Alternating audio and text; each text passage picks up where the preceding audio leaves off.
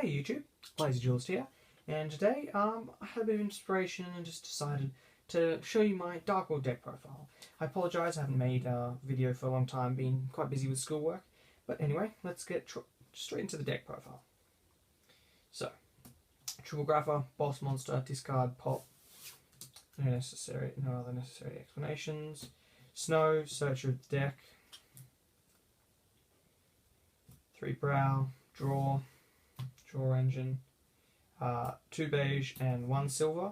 The ability to normal summon him I find is just beneficial over running as opposed to running 2 of him and 1 beige.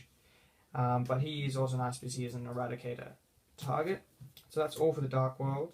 And then the other ones, 3 to a guide. This was really nice coming back to 3 because it now meant that you didn't have to use up all your brows. So the first one can go for a brow and then the next one can go for itself. Which sometimes I found myself running out of brows. But this is very, very important. And then trying it out, Morphing Jar, card destruction's gone. Why not run that and sack?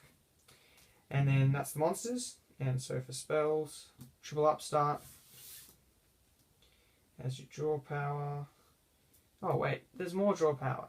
Triple Gates. This is probably the key card because it gives 300 boost, which is nice, but also the ability to, if it stays on the field, which it usually does, you just get to keep discarding each turn. And banishing a card, which I'll later explain is very important. And then Triple Drag Down. Oh god, this is amazing. It's like it's a Dark World Dealings, but you get to choose the card that you discard from your opponent's hand. And you get to see all the other cards they have, so you can then shape your plays around that. And you can usually set up the card that you want to be discarded anyway. You just set spells or whatever.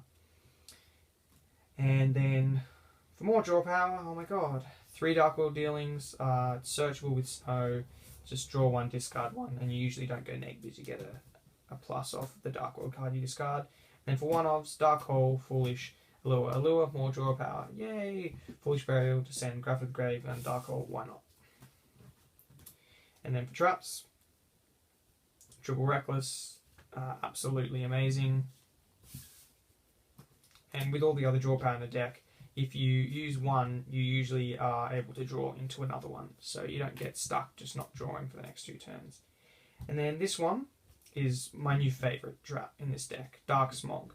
It's like against Boojins, Mermails, and usually any other things in the meta today usually require something in the graveyard.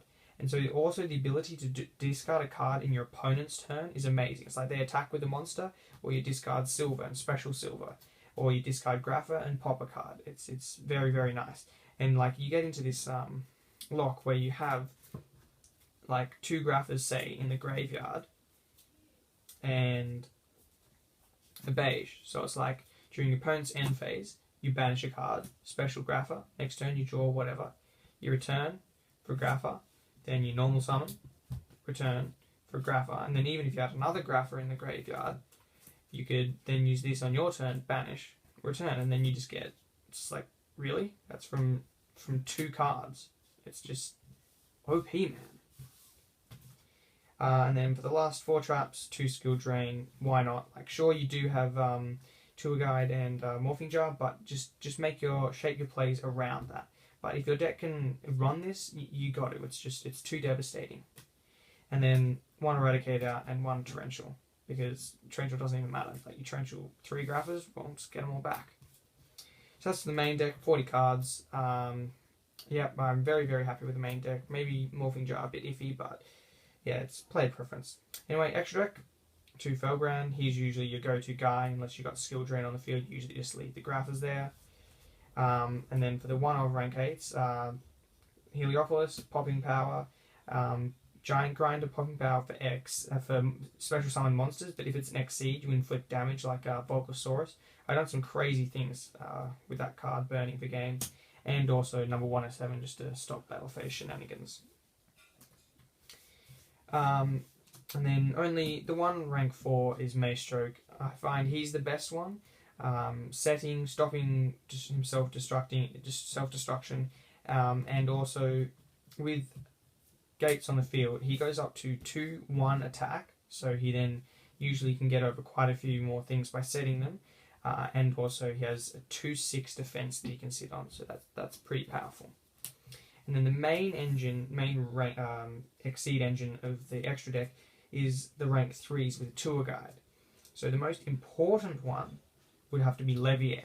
The ability to bring back a banished level 4, like say Brow or Snow, that has been banished with this, to then summon and then return to the hand for Grapha. So it's like you've gone a 1-card Tour Guide into this, and then this card has allowed you to summon a 3000 attack monster if Gates is on the field, and return this card, which is then live for the Gates if it's on the field. So Leviair, just MVP. And then number 17, Leviathan, still very important, because for that first turn play, when you have no card in the graveyard, no fiend for this, and you have no other discard outlets, you can summon Tour Guide, and this card can get the fiend straight in the graveyard by detaching. Whereas if you look at the other ones, the other Exceeds that I run, a lot of them aren't, their effects usually aren't live first turn. Like, sure, there is Giga Brilliant, but he's better because he goes up to 2/5. Anyway, Giga Brilliant, you can just sack pretty hard, getting 3 Graphas up to 3,300 if Gates is on the field. And all these rest are just generic. Alucard, more popping power, Engineer, Acid Golem, you got Skill Drain, why not? Zen Mains, and Tempo. Anyway guys, that was my Dark World deck profile. Please leave a like. Thanks.